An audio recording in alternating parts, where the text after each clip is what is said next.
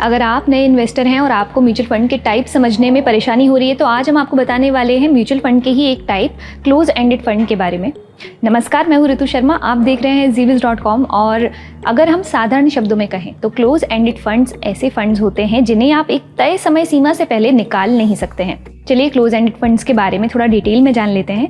तो close ended funds जो हैं वो फंड हाउस के जरिए पेश किए जाते हैं।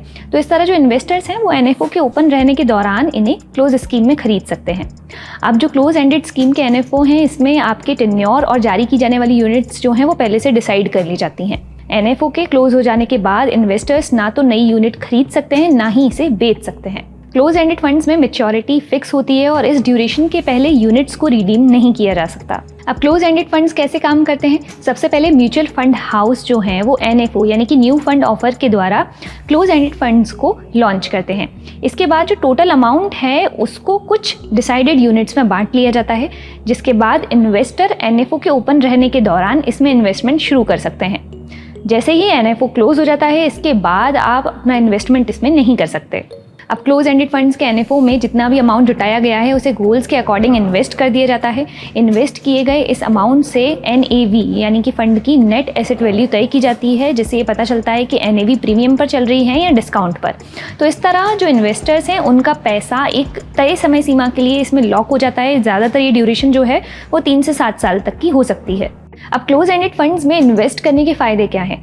जैसा कि क्लियर है कि क्लोज एंडेड फंड्स जो हैं वो एक लॉन्ग टर्म स्कीम है। तो इसमें क्या होता है, इन्वेस्टर्स शॉर्ट टर्म जो रिस्क होती है उससे बच जाते हैं। बढ़िया रिटर्न यहाँ पर देखने के लिए मिलता है क्योंकि एक लॉन्ग टर्म प्लान होता है। इसके अलावा यहाँ पर आपको नए स्ट्रेटजीज वाली स्कीम में इन्वेस्ट करने का मौका मिलता है जो कि आपको ओपन एंडेड में नहीं मिलता। अब क्लोज एंडेड फंड्स के नुकसान क्या हैं? क्योंकि ये एक लंबे लॉक इन पीरियड के साथ आता है तो कई बार पैसों की ज़रूरत होने पर आपका जो अमाउंट है वो आप लिक्विडेट नहीं कर सकते। इसके अलावा यहाँ पर आपको इन्वेस्टमेंट जो है वो लमसम अमाउंट में करना पड़ता है और हर इंसान के लिए ये मुमकिन नहीं हो पाता कि वो इतनी बड़े अमाउंट को एक लमसम में यहाँ पर इन्वेस्टमेंट कर सके, क्योंकि यहाँ पर आपको SIP की सुविधा नहीं दी जाती है। तो आपको यहाँ पर लिक्विडिटी नहीं मिलती है, साथ ही आपको एक बड़ा अमाउंट जो है वो यहाँ पर इन्वेस्ट करना पड़ता है। अब इसके अलावा क्लोज एंडेड फंड्स जो हैं वो मार्केट की अलग अलग स्थिति में कैसा परफॉर्म कर रहे हैं इसका ट्रैक रिकॉर्ड भी इन्वेस्टर्स को नहीं मिल पाता। हिस्टोरिकल डेटा मौजूद ना होने के कारण ये जो फंड्स हैं वो अनिश्चितता से भरे हुए होते हैं। तो ऐसे में क्या होता है, फंड मैनेजर के ऊपर इन्वेस्टर्स की निर्भरता और बढ़ जाती है।